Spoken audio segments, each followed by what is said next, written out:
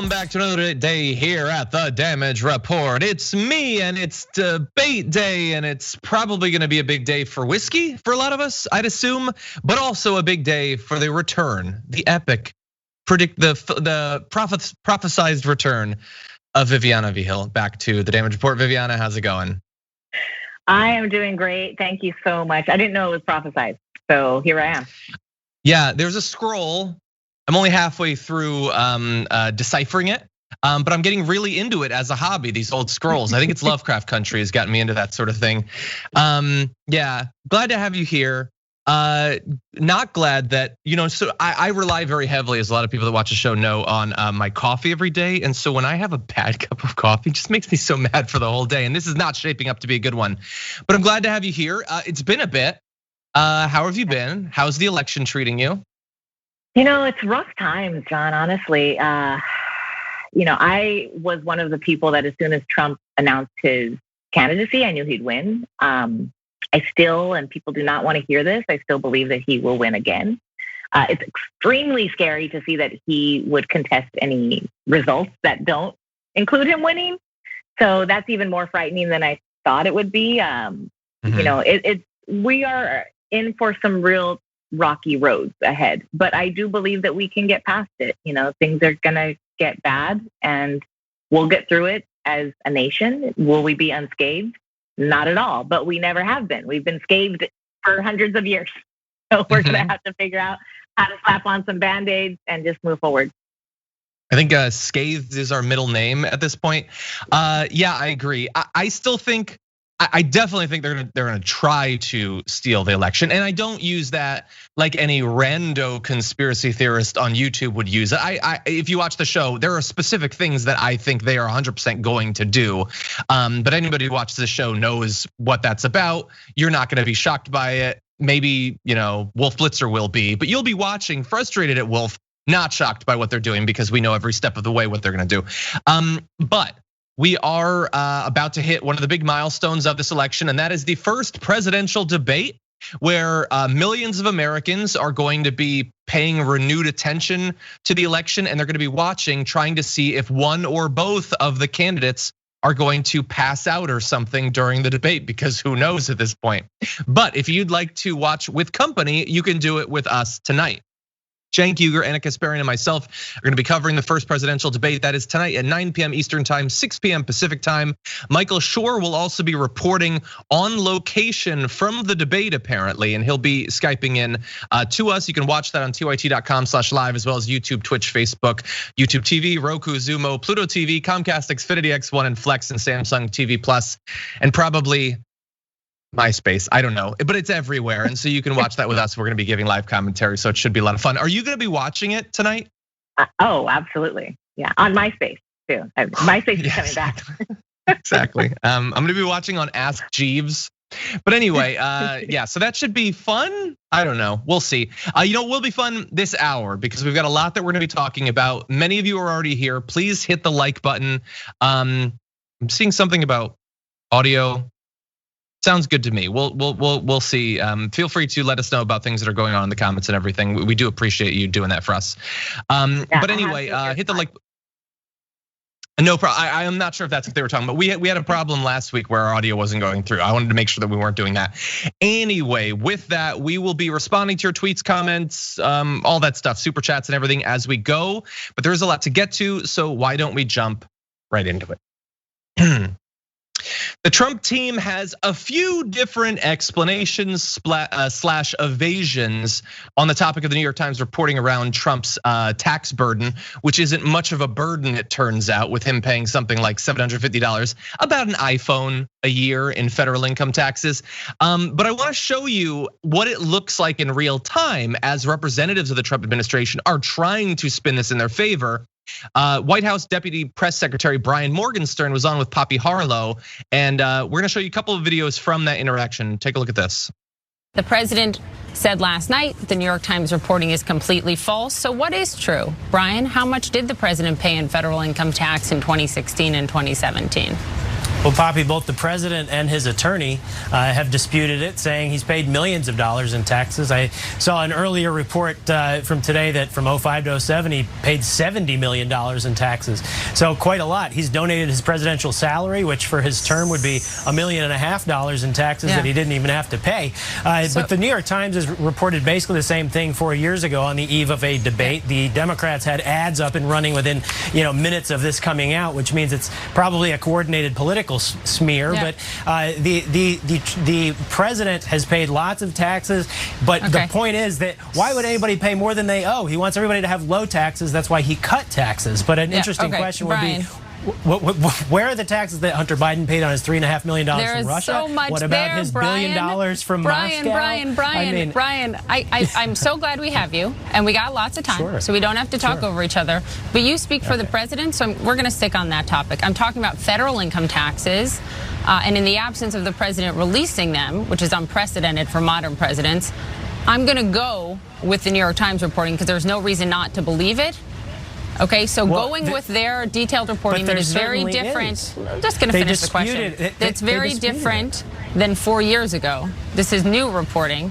In the absence of that, what is true? How much federal income tax did the president pay in 2016 and 2017? That's all I'm looking for is a number. The president's attorney stated it was millions of dollars in taxes, but he didn't even have a chance to review. He didn't even have a chance to review the documents that the New York Times is basing it on.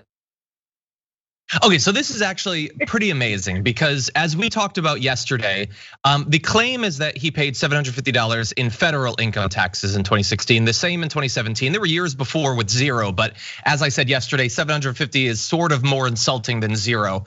And so they come back and say, well, he paid some taxes, but what did he pay in federal income taxes? They won't refute it. Even though there are a couple of different ways that they could do that. They could literally make the documentation available. They won't do that. So that is all the proof I need to know that the claim is true. But the thing is too, Trump and his people lie constantly. Like they are constantly lying, and they clearly have no intent of those documents ever willingly being submitted. But in this case, they won't even specifically lie and say he paid more in federal income taxes. You notice that? They'll lie about everything, but in this, they apparently are very worried that that information is verifiable, reliable, and that it's available. So they don't want to go on the record as in lying in this very specific way. They're doing sort of tangential evasion tactics and things like that, rather than actually disputing the specific claim here. I mean, that's what gaslighters do, right? They know what kind of lies they can get away with. My favorite thing that Brian Morgenstern said was, why would anyone pay more than they had? And this is how the Trump train, the Trump people are going to take this. They're going to be like, he's a smart business guy. He was able to, pay less taxes. He knows what he's doing. They're going to see this as a plus. They're going to see this as somebody who knows how to navigate the system. And this is what's disgusting, because here's a guy who's a scam artist, scammed his way out of the Vietnam War, scamming his way out of taxes, scamming the American people, and they're just eating it up. And it's mind-boggling. I do think that some, like if you're putting on the hat, if you're going to the rally, you're going to be down for whatever he's doing in terms of the taxes. But I think that there's got to be some people, considering how anti-swamp, anti-corruption so many Republicans at least like to imply that they are, and how much worse things have gotten economically for them. I get that some of them will sort of aspirationally think, okay, it's good that he can avoid taxes. I'd like to be able to avoid taxes. I think there's a lot of people like that. But many of them, I think, are then gonna think, wait, but I can't actually evade taxes. I just paid taxes a couple of months ago, and this guy doesn't have to. That's gotta rub some people the wrong way. I don't know, when you look at the trash heap of news and scandals and crimes and all of that, quotes that we've gotten out of Trump over the past few years, where does this go into that trash heap? Is it near the top? Is it near the bottom? I don't know, but I think it could maybe get through to some. I don't know. That maybe that's just naivete at this point. So what do you think, John? Do you think there is evasion? Do you think is this something that the IRS could come back at him for? I mean, obviously not during his presidency, probably, but is he going to get on the list of Wesley Snipes and Nick Cage and Willie Nelson, known as these like tax evaders? Is he going to be one of those celebs on that list? Because that's what he is. Right? I didn't know Nick Cage got in trouble for taxes. Actually, that makes sense though. Yeah. No, look, I am very confident that Donald Trump will never spend a day in a jail cell. I am very confident about that, and I've made the, I think, very generous offer on the show in the past. Just get the hell out of the White House, and your crimes are free. You can have them or whatever, because that's generally how the White House works. You commit war crimes, but then you just go away and we just pretend that it didn't happen. So I'm willing to continue that historical precedent.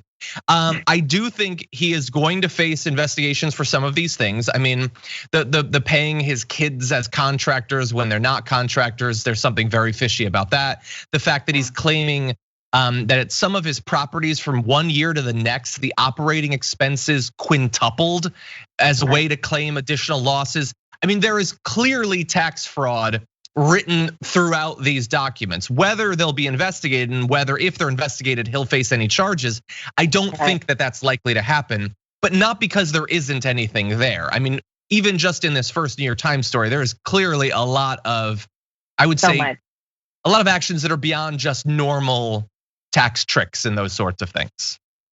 I mean, absolutely. And it's the fact that they are, and this Morgenstern guy is trying to say, what about Hunter Biden? What about my neighbor? Like, why are we talking about this?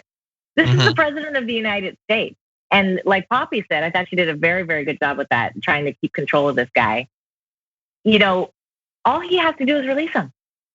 If it's wrong, then prove that it's wrong. But he won't, and we know why. And if his followers don't see that, it's just insanity. I really don't understand how. And part of me thinks, why even discuss it? What's the point? Because they don't care. You know what? If this was just for fun, if this was just my hobby, I probably wouldn't. But it's my job, my obligation, my honor. Really, I do have to.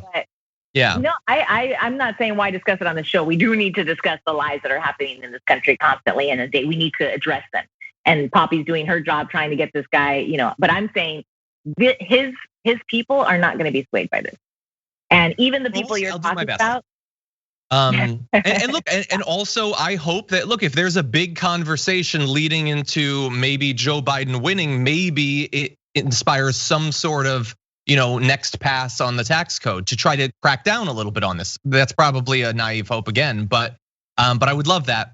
Now, you mentioned a couple things. One, the fact that they won't show the documents. I mean, he's gonna say in a video we're about to watch that the New York Times reporters won't show us their documents. So how can I rebut it while in the midst of trying to rebut it? Okay, but you have your documents, right? The tax returns are there. You could give them forward and think about how ridiculous you'd make those dumb fake news liars at the New York Times look. If you were to put them out and show that they were wrong, they'd look like massive fake news. And yet for some reason, you're not doing that. You're not putting forward those documents despite promising many times to do so. That is weird. And maybe if you own a red hat, maybe it doesn't bother you that he doesn't put those forward. But I also know that you can't come up with an excuse for why he hasn't. You may not be bothered by it. You may not change your vote based on it, but there's no good reason for why he's still hiding those. In any event, I wanna show you this next video because she's going to double down on the income tax specifically. And I want to see if you can identify the moment that his brain sort of skips and has to reboot as he comes up with a way to evade from the question. Federal income taxes pay for things like the military that the president has said he so strongly supports. It pays the salary of Secret Service members that secure him every single day. It pays for roads, bridges, I could go on. And the average American in 2017, Brian, paid $12,199 in federal income taxes. Why does the president believe that he owes 16 times less? The president and his attorney have stated he paid millions of dollars in taxes. They have not stated. I'm talking about federal income taxes. 05 to 07, $70 million right. You in worked taxes. With folks from the Treasury. You know there's a difference. So are you, Poppy, and that's why you should be asking, where is the where are the taxes on Hunter's $3.5 million from Russia? Where are the taxes on his $1 billion from China? Yeah, so she's like, dude, we know what you're doing. You're a smart guy. I keep saying federal income taxes. You're like, well, he did this other thing. No, so you're smart. Be honest. No, Poppy, you're smart because You're smart to Hunter Biden taxes. No, so you. That's exactly what happened. Wrong, but you don't. That's exactly what happened, John. You did it. You did it. You know what? What is wrong with that man? How can you stand there? He has a How tough can job. He has to lie for a liar. But you're so right. They're being very careful here to not, because it's so easy to prove them wrong in this case. Because what's more foolproof than IRS tax documents? You know what I mean? Once it's on the black and white in the paper, once you get out there saying that, it's a problem. So he's trying his best to deflect as much as he can. I thought she did a great job, but you could tell he's like, you are also smart. You can, Hunter. Why? I don't understand why even Hunter Biden is even in this conversation. I mean, couldn't we talk about all of Trump's children? I'm sure they have some tax issues going on. Yeah, among other things. Look. To be fair, okay. I will give them what they want. I will not vote for Hunter Biden for president. How about that? And I also won't vote for Don Jr. either. So now we're even. Not going to vote for one of the kids. Tell me. Or Ivanka, maybe Ivanka. I don't know. I need to know her. What does she think of the Green New Deal?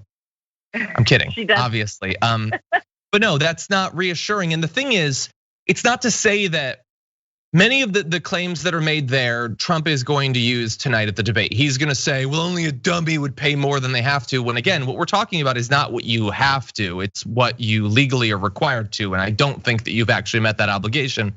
And he's going to say that he paid other taxes and things like that. We'll see how effective the evasions are on the debate stage, because I know Biden is going to be making a big deal out of it. He's going to say 750 multiple times.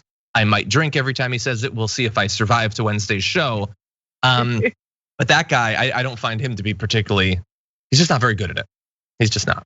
He's terrible at it. He's actually terrible, and it's the fact that Trump has paid more taxes to other countries than this country is very indicative. And even Morgenstern even mentioned, like, what are we arguing? That he's a bad businessman or that he did that? Yes, all of it. We're arguing all of it. Because let's say you were entitled to pay $750. Let's say that was accurate.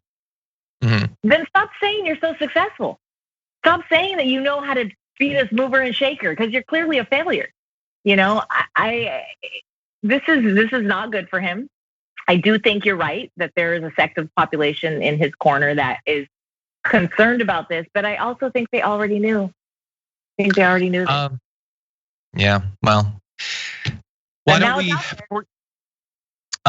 Yeah, and look, I will also say, as I said yesterday, the New York Times has implied that there's further reporting coming on. They did another story yesterday about, how he basically over like a 20-year period basically only made money off of The Apprentice. I didn't find it interesting enough to actually cover it today, but that is available if people would like to look into it. We need to talk about a relatively new show called the Republic, or UNFTR. As a Young Turks fan, you already know that the government, the media, and corporations are constantly peddling lies that serve the interests of the rich and powerful.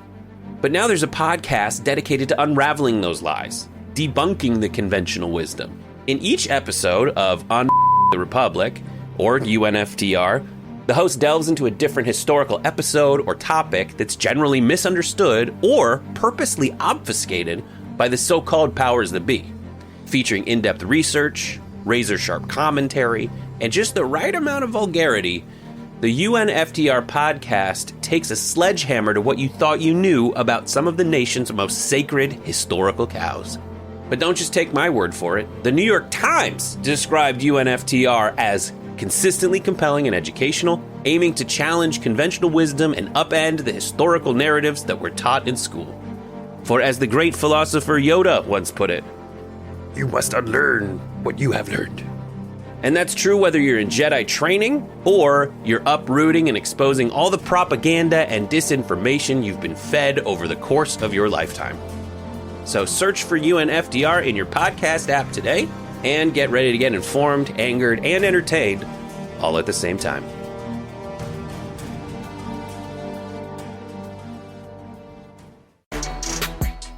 After quite a bit of debate and theorizing about exactly why the grand jury proceedings ended the way they did in Breonna Taylor's case, with effectively no charges, one sort of incidental charge that really had nothing to do with the actual crime that was committed that night. Now, apparently the recording of those proceedings is going to be released later this week. Now, we do have a couple of comments from people involved in this process we want to give you, including the Kentucky Attorney General, Daniel Cameron, who says, the grand jury is meant to be a secretive body. It's apparent that the public interest in this case isn't going to allow that to happen, saying that his team has an ethical obligation not to release the recording. Yeah, but now you have like a judicial requirement to release it.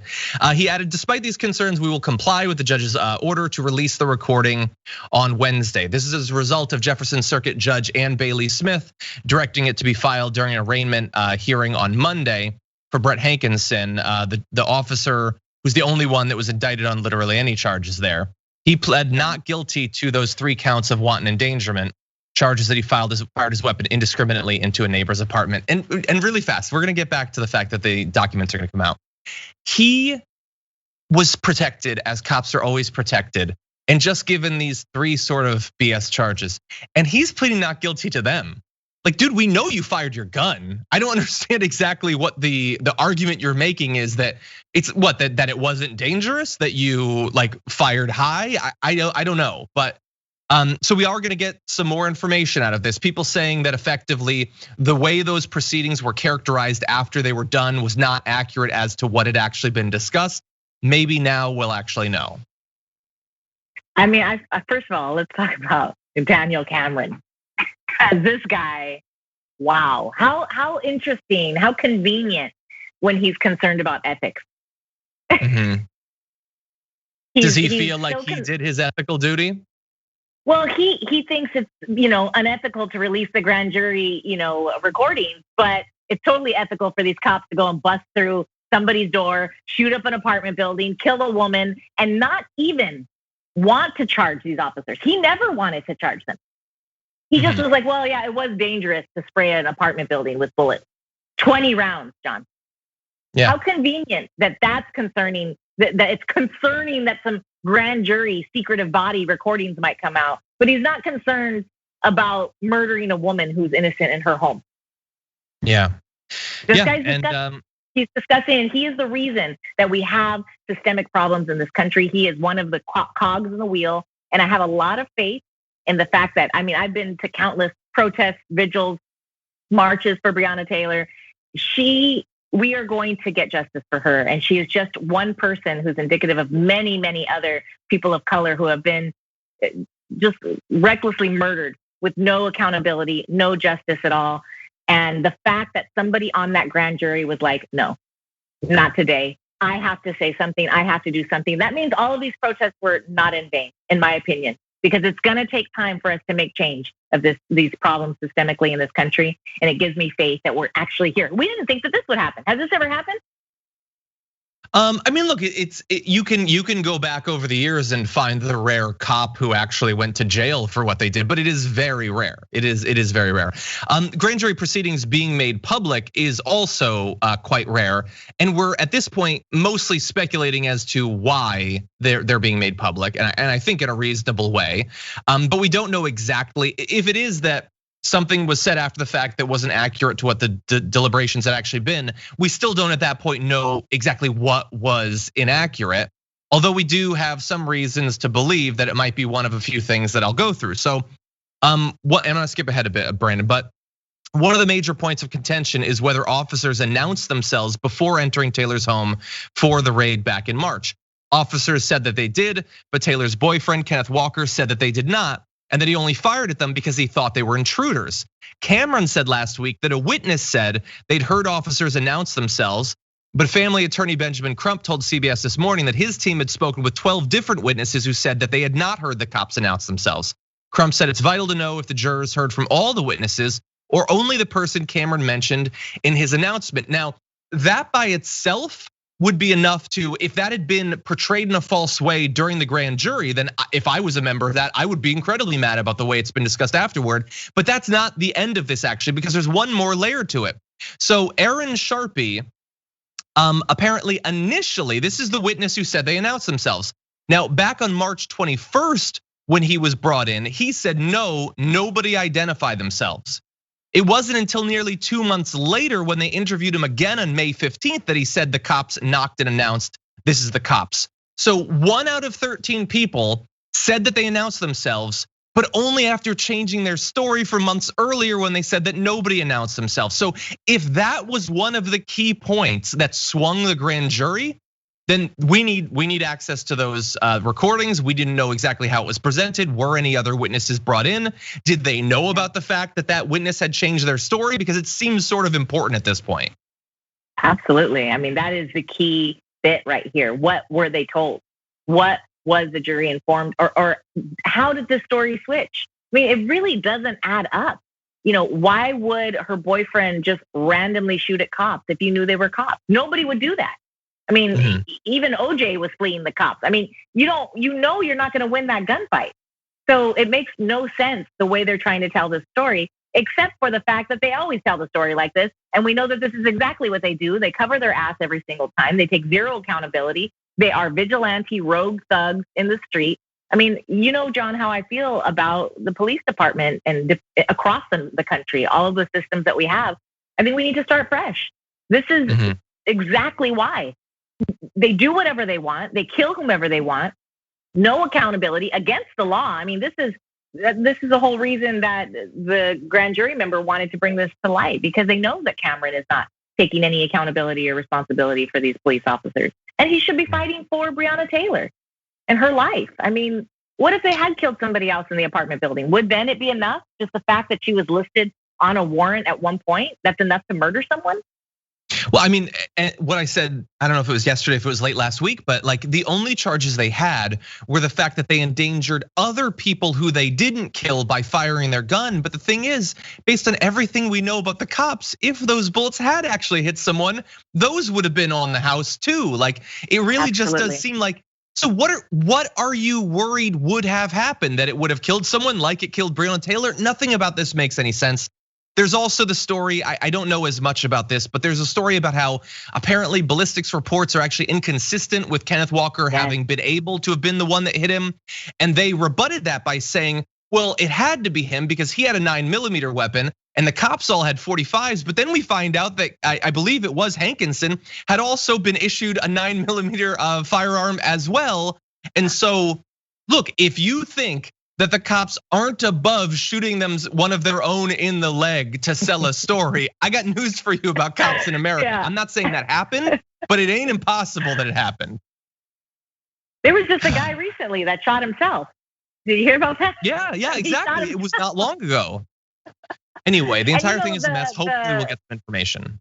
The Louisville police chief was fired, in June? For another situation of cops just spraying bullets into a crowd and killing some restaurateur. I mean, this is just what they do. The only reason we're even in this place right now is because there's been a big stink and there's been a lot of people in the streets and there's been a lot of press about it. It's the only reason, and that is why we cannot stop. That is why we have to keep pushing forward. Whatever happens with this case, and hopefully Breonna gets justice and her family can get some peace on this, we still are making progress. And that's what being a progressive is about, recognizing you're gonna have pitfalls, but knowing you are breaking through some of those walls. And we're doing it. Yeah, and I hope that they continue. I hope they continue to push for, since the federal government clearly isn't gonna do anything, at least for some states and cities to potentially do something. And by the way, let's assume that Biden actually wins and Trump actually leaves the White House, which seems hard to imagine, but hopefully we'll get there. The protest should continue until Biden does something. They should be across the country in every major city pushing him, because maybe he can be pressured in this way. But it's not gonna happen if everybody just goes home, goes to brunch and all of that when the transition is finally made. Absolutely, and you know that that's something that a lot of people, it's funny, a lot of Trump supporters assume that if you're against Trump, then you're like pro-Biden or you're pro-Clinton or you're pro-Obama. But as soon as they get into the office, I'm right there protesting against them too. There's so much we need to be doing. Our government is so crooked, and just because you're anti-Trump, it doesn't mean you think everybody else are angels. I particularly think Nancy Pelosi is probably worse than Trump, but that's another conversation. More depressing. Maybe. Okay, well, you know what? Let's see if I can sway you back over in the opposite direction with this story, which again is just, throw this on the big trash heap of everything that we know about Donald Trump and his campaign. A massive leak of voter targeting data from Donald Trump's 2016 campaign has shown active measures taken to try to not sway Black Americans over to vote for Donald Trump, but to target them with ads designed to get them to check out of politics entirely. So this is coming from Britain's Channel 4 News, shows that 4 years ago, Trump's digital campaign team compiled files on 198 million American voters. Which I got news for you. If you want to know the extent to which they can do this, that's basically everyone. Which included information about their domestic and economic status obtained from market research companies. An algorithm then divided the voters into 8 categories called audiences so that they could be targeted with tailored ads on Facebook and other social media platforms. So to give you an idea of how big this data leak was, contains details on, again, almost 200 million Americans among more than 5,000 files, together amassing 5 terabytes of data, which is a gigantic leak. And so 3.5 million Black voters were characterized by the Trump team under the category of deterrence, meaning the campaign wouldn't try to win their vote, but would rather discourage them from voting entirely. And so that's not the entire deterrent group, but the group is definitely biased towards non-white voters. So for instance, in Georgia, Black people account for about 31% of the state's population, but 61% in the deterrence category. Other states' data showed a similar pattern, and overall people of color made up more than half of all of the voters in the deterrence category. And so what happened was then that information was used to selectively purchase ads that would target those voters to try to get them to not vote at all, to just stay home or whatever. And we know a little bit about some of the ads, but a lot of them are what were termed dark ads, in that they don't reside on Facebook servers. They were sent to these people and then they expired. So we don't even know the intent of all of what was done, but it was an absolutely massive campaign spending a huge quantity of money to try to get these people to just check out of the election altogether. And it worked. Maybe, yeah, I mean, we can't say for sure. A lot of people didn't vote, man. I mean, they didn't, and yeah. It's because, I mean, first of all, you can't get me to not vote. That's number one. But was I happily voting for Clinton? Not at all. I did it. I would do it again if you twisted my arm. But when you have people who do feel passionate, because these were not apathetic people that they targeted. They're people who do have beliefs and opinions and are very strong in their convictions. But there is a lot of doubt in our government, in our politics and who it serves. And so they preyed on that, I think it's wrong. It seems highly unethical, but not illegal. Mm-hmm. So they did what they could do. My question is, well, there's 2 things. One, I want to ask you, do you think that the Clinton campaign didn't do something similar? I think they did. Do you, who's behind this? Like who, because Trump is a moron. So who was the machine behind him that was like, this is what we're going to do? Was it influence from other countries saying, hey, this is how you can start to, dissolve the faith in American democracy? I was hired, I hope I don't get killed from this. I was hired by RT America years ago, partially funded by the Kremlin. And I liked their politics a lot because they would cover stories that I know are to be true and accurate. But they were selecting stories that will continue to kind of unravel the strength of Americans and our patriotism and our faith in our own country. And this is just another way to do that. And we're using social media to do it. It's really scary. And we already know that that we carry our chip around with us. We don't need to worry QAnon people that they're going to inject it. Here it is. You carry it around lovingly. They know everything about us. You know what I mean? And we have to get in front of that. It's the same thing with this QAnon phenomenon. We can't just fight it with facts. It's not working. You got to fight fire with fire. And the same thing for this social media, analytics that they're using to target voters and to create disenfranchisement. We have to really get in front of it with laws to say, okay, you cannot use it that way. You have to be more ethical in the ads that you're putting out. And, so in the last, 40 years, technology has advanced so much. To get in front of it has been very difficult. Even as simple as like getting a restraining order for somebody who was cyber stalking you. Well, you used to have to give them your address. So it's like, they don't know where I'm at, And that's the same thing here. Like they have all of the information on us. They can do whatever they want to us. And so without laws and regulations, then that's going to make us extremely vulnerable. And it has. Yeah. And I do believe it works. I don't believe it's only the Trump campaign that used information like this. But it's really disgusting for a president to decide to not want people to vote. Like, you would think you know what? I believe in this country. I want you to vote. But obviously he'll contest if he doesn't win. So he doesn't care what the people think. So it's quite disgusting. Yeah, and look, obviously this is only one of, I don't know how many different things we could cite that are designed to stop people from voting, make it harder for them to vote, throw roadblocks up, make it more expensive, more time, require more time and all that. There's a lot of that. Are other people doing stuff like this? Potentially, we don't know. But beyond just the difference between like Trump and Clinton, first, we don't have evidence that Clinton has, which doesn't mean that it's not available, but we don't have access to it. We also know that Trump has spent more on these sorts of ads back on Facebook than any other campaign. I mean, differentiating him in the primary from other Republicans running for president. Nobody had a thing like this. Now, hypothetically, this sort of thing is not possible anymore. Facebook says, at least, that sort of racial micro-targeting isn't actually allowed, but that is like Mark Zuckerberg's word that we're relying on there. So God only knows. What I do know is that there is more lying about this, because we now know what they did. Back in July 2017, former Trump digital director and campaign manager Brad Parscale, you probably know him from starring in viral videos of him apparently like getting arrested after threatening to murder his wife or something like that. Apparently lied while testifying before the House about whether the campaign targeted specific voters, saying, "I did not target by race specifically in get out the vote and/or persuasion efforts," which is not necessarily technically a lie, because it wasn't get out the vote, it was stamp down the vote. He was specifically trying to stop them from voting.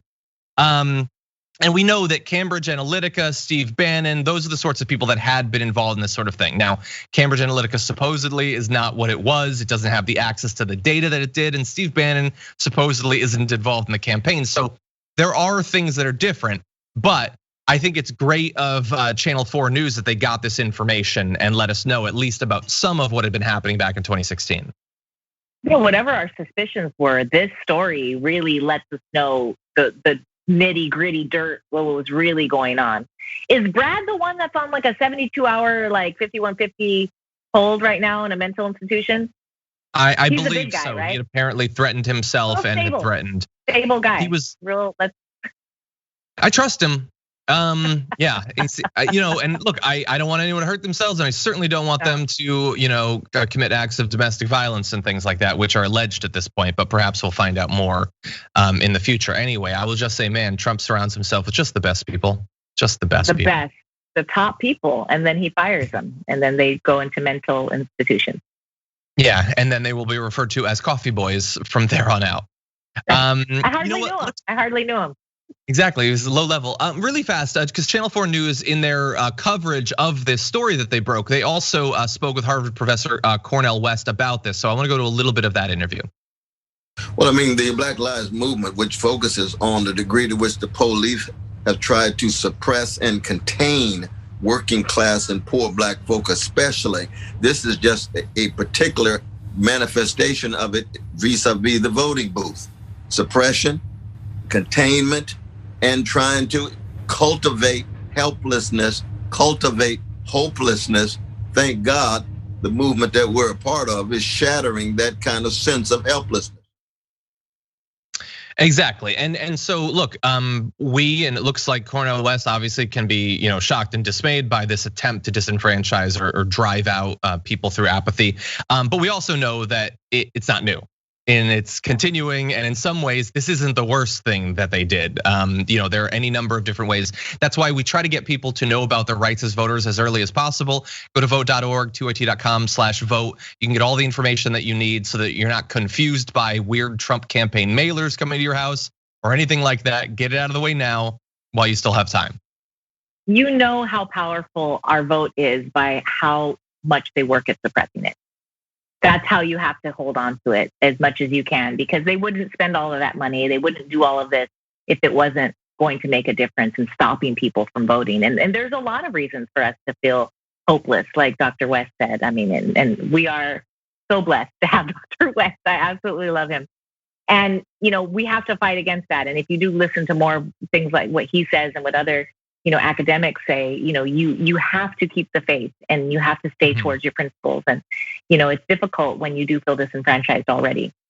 So it's egregious. It's disgusting. I'm not surprised.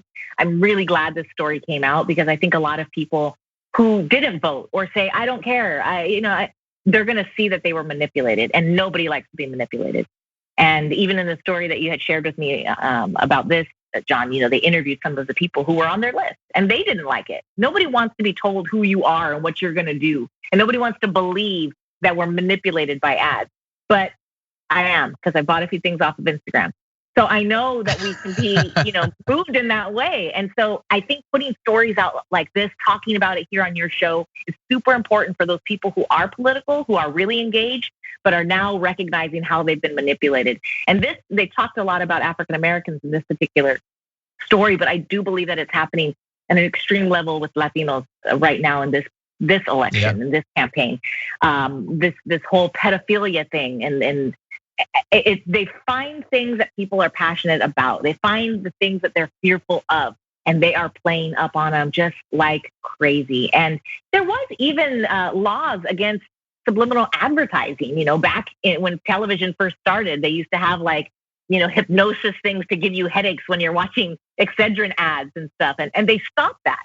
So we need to say, hey, you cannot hypnotize people. You cannot trick and manipulate people, and we cannot rely on the benevolence of Mark Zuckerberg to make sure that doesn't happen. We certainly can't. And as we're going through the story, just remind, I don't know if you saw The Social Dilemma, that documentary that came out. This seems like a pretty clear example of what they were trying to do. And not just, I want him to purchase an extra pair of sneakers. Like, I'm going to try to win an election by micro-targeting the exact number of swing voters in one state of a particular race that are needed. Like, all of that stuff. That's no, very few people know that that's apparently the sort of country we live in. And I don't think anybody outside of the candidate doing it wants us to live in that country. So just bear that in mind. For literally years now, the Trump administration has been trying to manipulate the census because they know how important it is. It is what determines political apportionment of representation in the House. And so there's been a lot of ways that they've been trying to mess with it. Let's run through the interesting legal back and forth on just the most recent. So last month, the Census Bureau abruptly announced that it would be ending door knocking and other counting efforts for the 2020 census on September 30th. Now, this is sort of a weird move when it was announced because we're in the middle of a pandemic. It's harder for them to do the door-to-door knocking, which seems like it would require more time, not less. And we know from reports that something like 1 out of 3 households as of a month ago hadn't yet actually been counted for the census. So that was a weird thing to do. Now, thankfully, there were legal challenges to that change. And eventually, civil rights groups claimed victory with a federal judge blocking the attempt to end the census earlier. And in some sort of alternate 2020, that's where the story would end. And we'd be like, yay, good news. The census is going to have the bare minimum time it needs to be done. But it's 2020, not the mirror universe. So the Trump administration has said the 2020 census will end early on the 5th of October, in just a few days, defying that judge's ruling that the count should continue through the end of October. The US Secretary of Commerce, Wilbur Ross, made the announcement in a tweet posted on the US Census Bureau's website on Monday. So let's be very clear about what this is. They said they're gonna end it earlier. A judge said, no, you're not. And Wilbur Ross is saying, no, we are. We're just gonna stop like a month earlier. That's pretty amazing. That seems ballsy for Wilbur Ross. What's gonna happen? I mean, does the court then go back and say, but no, you can't just announce something on Twitter like this and decide to go against the court orders? Honestly, I think that the census should be held until the pandemic is over. I know we're supposed to do it every 10 years, but I think we might need to do 11 this time because it's not going to be reflecting the accuracy of the demographics. There's just no way it can. People are not even answering their door right now. Yeah, it's amazing. You mentioned it earlier, how many different ways this administration is trying to suppress and disengage voters and silence large, vast swaths of the population in this country. Yeah.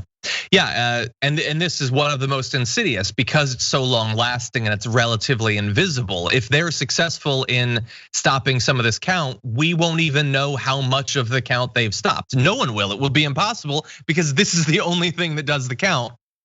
What should be done here seems pretty obvious to me.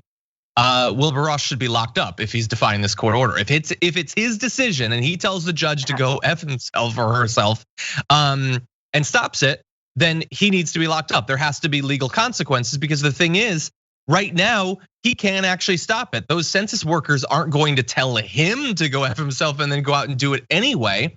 And like, you can't wait a couple of months until it's actually been submitted and then say, oh, well, I guess now we wish that we could restart it or something. No, if it's his job and he's not gonna do it, you need to lock him up. I don't know that we can, but that's what should be done. The cost is just too high. That's why they're willing to do this. And this is the Supreme Court battle that we're having all over again. It's the difference between how much they'll gain by doing this and the weakness of the apparent norms that are supposed to stop them from doing it. It's not up to the task, so we need something stronger than that.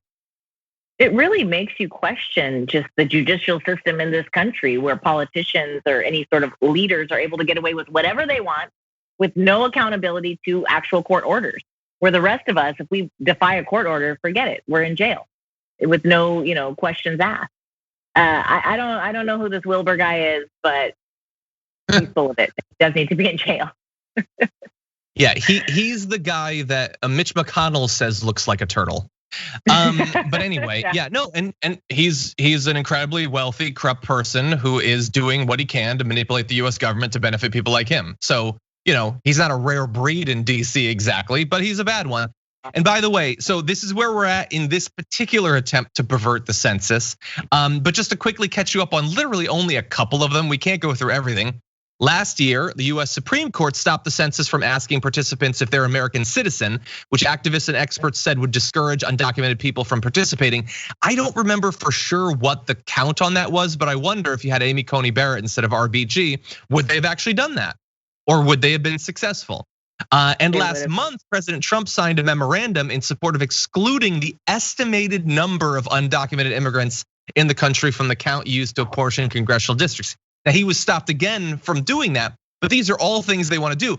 And that last one, that's not even like we're gonna add a question to it. It's we're gonna do the count or something like the count, and then I'm just gonna make up a number and I'm gonna subtract it. Whatever I want, that's what I'm gonna do.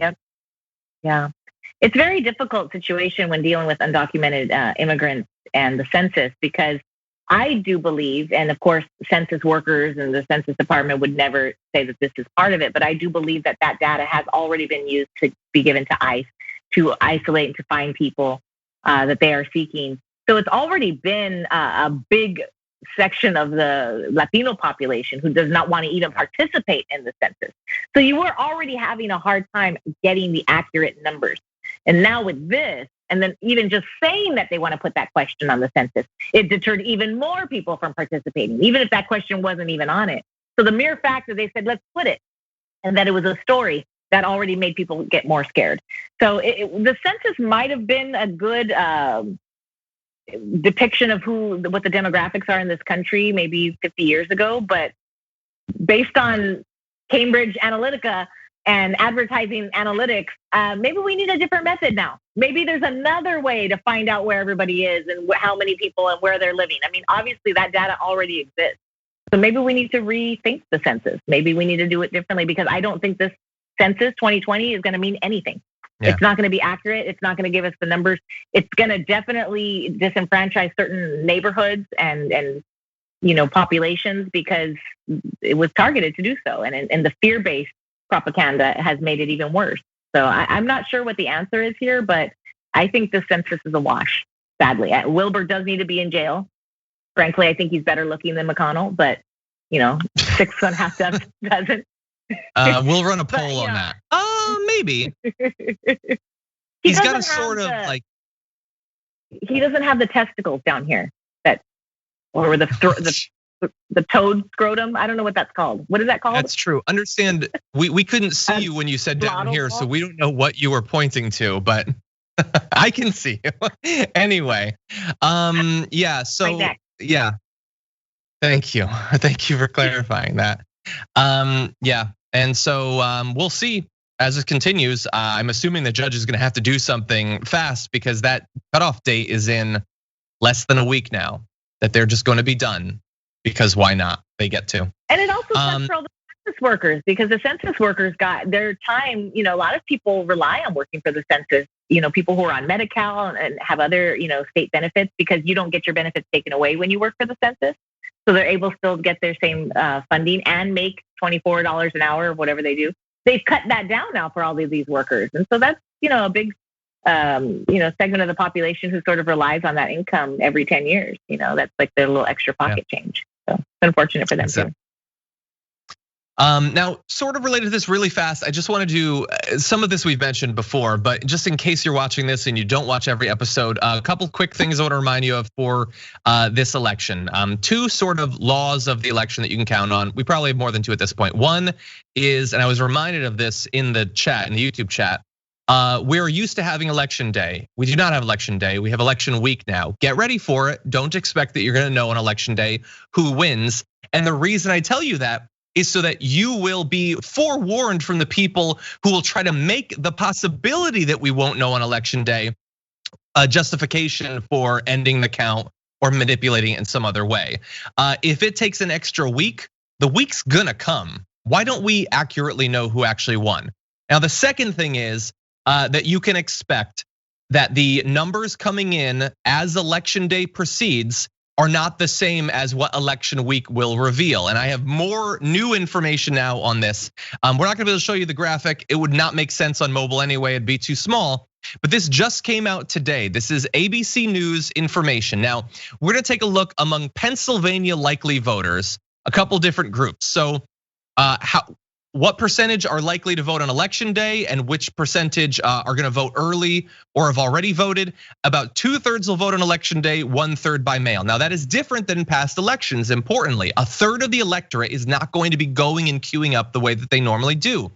And that's smart because this is a pandemic. Now, among those who plan to vote on election day, they are leaning towards Trump in Pennsylvania, 60-39. So if that was the only set of votes that we counted, it looks like Trump would fairly dominantly win. Now, among the third of the electorate that is going to vote early or has already voted, do you know what the difference is? It's 87-13 Biden over Trump. So just understand, those are two different groups. If you're just watching as the votes roll in on election day, at first you're gonna see the 60-39 crowd. But those 87-13s are out there and will be voting. So just understand, we're probably gonna have a week and the numbers are not going to end up looking the same as they will in the first few hours. Nobody gets to be surprised or shocked by that, whether it's a rando on Twitter or Wolf Blitzer or whatever. We're getting all the information we need right now to make sure that people know how to weather election week, what it's gonna look like, how the Trump campaign is likely to respond to these things so that hopefully we can get the closest approximation of a true Democratic outcome. I love this, John. Thank you. Honestly, thank you, because this is what we need. There's so many of us, even people who are involved and plugged in and educated, that this is getting confusing for us. So I applaud the damage report for making an effort to really try to educate us, because this is gonna be massive. It's a huge difference. Yeah. Yeah, and if it can save people the trouble of having to move out of America if Trump wins re-election, I want to do that, okay? I like having neighbors. Thank you. The USPS has had some year, hasn't it? It's normally just a part of life. You occasionally send a letter, you get some mail, and that's it. But it has been a rough ride, and the ride continues to be rough, with us just finding out now that the US Postal Service in August stopped updating its database of Americans who have changed their address, saying the failure to process at least 1.8 million new changes of address was due to an inexplicable error. That's according to Time reporting back on Monday. So Why do we care about this? People move, okay, maybe for a couple million, they had problems with that. Well, the failure of the USPS system, which is used by nearly every US state to keep their voter registration rolls up to date, could potentially compromise the ability of those voters to cast ballots in November as election officials gear up for record highs in mail-in voting. And so the thing is, this is sort of insidious because they've already fixed the problem, supposedly. By the middle of September, they had fixed that problem. But the issue is that half of states had already sent out mail-in ballot applications to registered voters. So in theory, if they had moved in that time, they may not have gotten that. And if for those voters, they intended to mail in their votes, they might be sitting around waiting to get that ballot request form and may never end up getting it. And again, as with so many of the things that we're talking about, this by itself hypothetically might not be enough to swing an election or a state. But we just keep piling up these sorts of things in every little measly, like spiteful little way that they can. Yeah. They are making it harder for people to just do what should be simple and vote. Yeah, and I read that you can't forward any sort of election ballot material. So like, it's not even if you have mail forwarding that you'll get it eventually. You just won't get it. And it's exactly what you said. They're doing they're chipping away.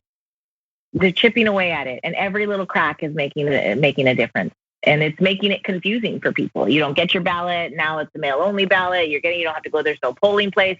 People are getting confused, and that's part of it. It's really a perfect storm. 2020 is a doozy.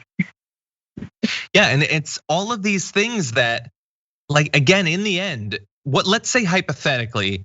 The polls are wrong or they change between now and election day, and Donald Trump ends up winning. Let's say he wins the Electoral College, and let's say he does what few Republican presidents can do in the past few decades, and he wins the popular vote.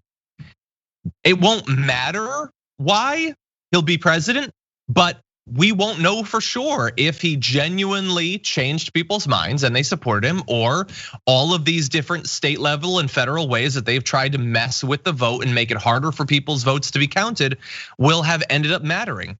It won't, and again, like I said, it won't matter. He'll have the power, which is what actually matters, but we're gonna be looking at it and wondering if all these things that we've been talking about day after day on the show for a year now could have influenced that result. John, how did this happen? How did the Postal Service become this this festering virus, bacteria, cancer within that is now poisoning us? How did this happen? How did these mistakes? How did the scanners or the sorters or whatever the machines they took out and pulling out all these mailboxes or postal boxes or whatever they're called? How did all this happen? What is going on? I mean, is this the first president of the United States who has used that power to sort of pervert everything that we've sort of taken as, I don't know, benign? I mean, the post office was benign at one point. It was like the post office, get your stamps, I mean, it was slow. We knew that they were sort of on the decline. They hadn't caught up technically with everybody else, what I mean? But it wasn't this like malicious sect now. This kind of stuff is really a big deal. I mean, and I have a few family members that were postal carriers, and they took their job very, very seriously. I mean, federal position, this is a big deal, like fraud was a huge thing. And this kind of stuff is happening as if it's some sort of like coffee shop that Trump is running and he can just do whatever he wants and change everything. And I mean, honestly, like, how did this happen? How did we get here?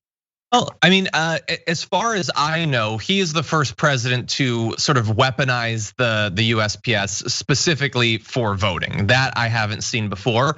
And I don't know for sure that other presidents really had the opportunity for it. It sort of took the pandemic to create the environment where it would really matter this much. There just wasn't as much mail-in voting across the country. There were particular states that did it a lot. They're probably better set up for this than the others that are now sort of scrambling to catch up. But they've been setting up for literally years this idea that the USPS needs to have its funding cut or needs to fund itself. That certainly played into it. And they've basically done what Republican presidents do to every aspect of government, pervert it, against its initial mission statement. They do that to the APA every time. They do that to the Department of Labor. They do that all over the place. Generally, the USPS is left out of it. But I will also, to some extent, blame in this story and all related stories, the years that Obama had the ability, he had unified government, and they should have done something to actually protect our democratic rights and to strengthen the expectation that people can have that the election, that our democracy is gonna mean something, that it's not just gonna be sort of a slogan. And they really didn't do anything in that time. They didn't have unilateral power. There were still hypothetically filibusters and all of that. But if Biden wins, and especially if the Democrats win the Senate, they have got to take the future of American democracy seriously, because it can't stand when one of the two main parties is waging a decades-long war against it that is just getting more and more sophisticated and insidious and all-encompassing, seemingly with every passing year.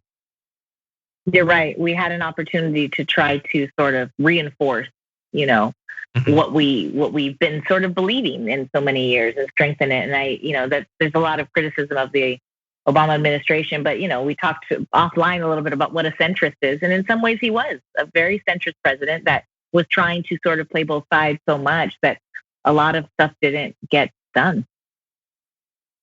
Exactly. You know what? Why don't we talk about another centrist? Actually, why don't we talk about the same centrist now? This is a story I was expecting to talk about yesterday. I have not had an opportunity to talk about this individual on the show, I don't think ever, but now it's going to happen. So why don't we transition to our last story? The Trump years have made like political commentators out of a lot of celebrities that had not previously talked much about it, but there was always one who didn't want to get political. One of my favorite celebrities, actually, Dwayne "The Rock" Johnson. But now, finally, he's wading into those dark waters and he's endorsing a political candidate. Take a look at a video that he released. Now, this is something that I've certainly not done in the past, so I'm gonna go big. You guys know me. If I go big. So guys, I had the opportunity to sit down with Vice President Joe Biden and Senator Kamala Harris to talk about a number of important issues that we're facing as a country. I thought it was a great and extremely productive conversation that we had. And as a registered independent for years now with centrist ideologies, I do feel that Vice President Biden and Senator Harris are the best choice to lead our country. And I am endorsing them to become president and vice president of our United States. I don't know. I think that guy's an actor. He's in pretty good shape though, too. Yeah. He works out. Yeah, sure. So at least a little bit. He probably does Taibo or something. Maybe Peloton. But anyway, yeah, The Rock doesn't endorse candidates. He's rumored. I know you're fairly confident that he is a Republican. He certainly doesn't. He's a conservative. He's a conservative. Yeah, but that can mean a couple different things. He's obviously not a Trump conservative, which thank God for thank that. God. But anyway, thank God. I used to love him back when I watched wrestling. I've been a big fan of his movies. He hasn't really weighed in on anything political because he is one of the biggest movie stars in the world. And in theory, there is a very big cost to pay if he turns off millions of Americans from potentially going to see his movies. He apparently is willing to pay that cost. And so I am glad that The Rock has decided to do this. It seems weird that in 2016 he was okay with Trump, I guess. I don't know. But anyway, this seems like a good move. Maybe this will get through to some people. Is he sort of like I know everybody's like constantly talking about Joe Rogan and how he's like the everyman and like you should court him or whatever. I prefer The Rock about 1 billion times over to him. But anyway, he occupies sort of that segment of society, maybe. He's the macho guy, like military. He's got a flagpole in front of his house. Like he's that guy. So there are, and you mentioned Trump Republicans being conservative. I don't call them conservative. Trump Republicans are anything but conservative. They're extremists. There are conservative Republicans, but if you're a Trump Republican, you're not a conservative in any way at all. But The Rock, I think, like a lot of celebrities, they sort of were like, I'm not gonna say one way or the other. They worry about their fans.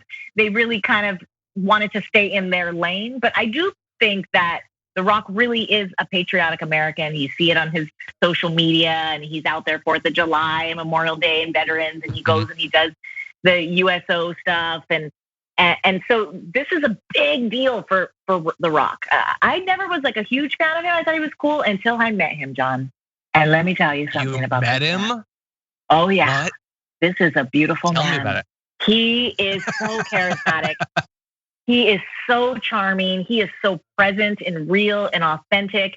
And so for him to come out and do this, in my opinion, is huge. Not just for him as an individual, but for his swaths of fans all over the globe, like you mentioned. And it's also a big deal for him because he is always making sure to not sort of step outside of his lane as a movie star and as this celebrity. But he's a good guy, you know. I've always known his politics were a little right-leaning. He's a conservative guy, a fiscal conservative, if you will, and very pro-military and pro-imperialism, I guess. But here's somewhere, like you said, he didn't mind in 2016. And I'll touch back on also on the deterrent stuff and whether Clinton was using the analytics to change stuff too. It's like playing catch up, right? Like maybe Clinton did play dirty later on in the election, but she didn't know that he was going to be coming at her like that with this sort of, unethical attacks. So it's the same thing with these celebrities. You know what I mean? You have them that sort of stayed back, but now it's too bad. It's too much.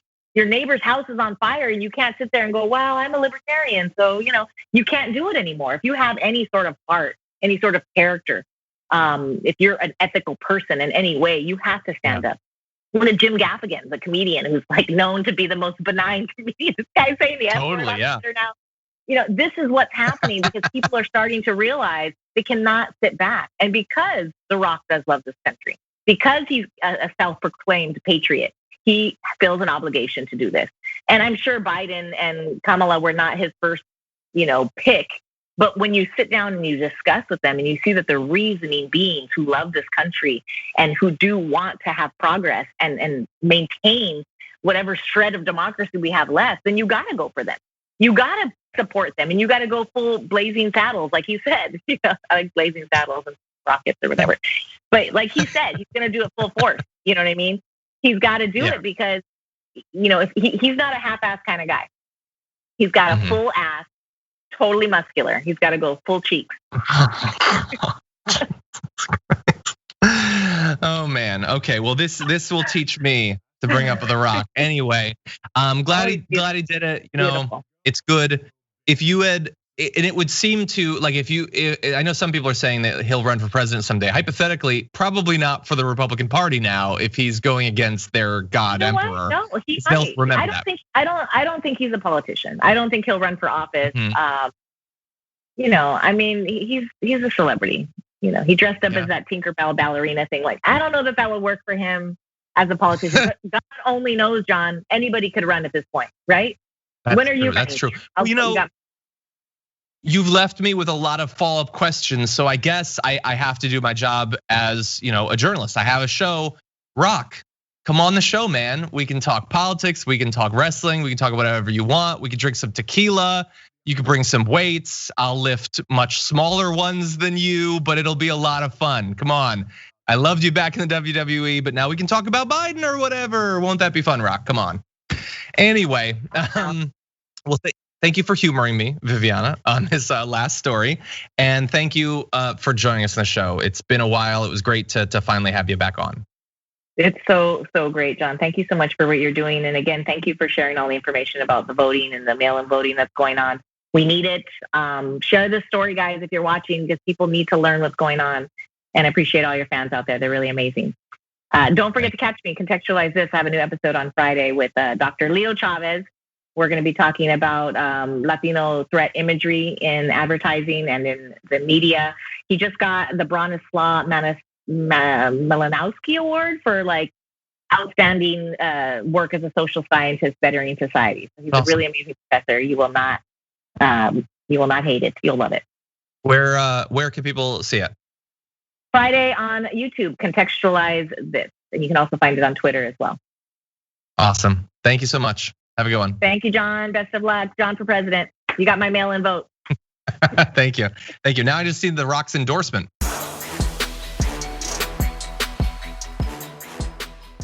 Thanks for listening to the full episode of The Damage Report. Support our work, listen ad-free, access members-only bonus content, and more by subscribing to Apple Podcasts at apple.co/TYT. I'm your host, John Adarola. I'll see you soon.